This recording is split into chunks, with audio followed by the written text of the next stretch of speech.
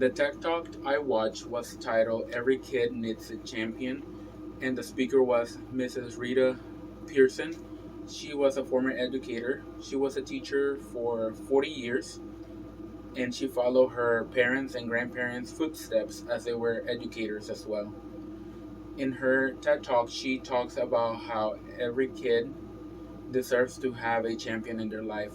She encourages teachers and adults in general to build relationships with their kids um, in a personal and human level.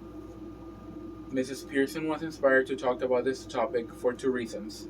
One, being after she heard one of her coworkers said that they don't get paid enough to like the kids, to which she replied that kids do not like to learn from people that they don't like. The second reason was her mother. Her mom was a teacher as well, and she talked about how her students used to come back later on and thank her for everything she did for them. And her mom died 2 years prior to this presentation, and she talks about how so many students came to her funeral and that brought tears to her eyes, not because her mom was dead, but because of the relationships her mom had left behind, and that would never disappear. That will be something that will live on forever.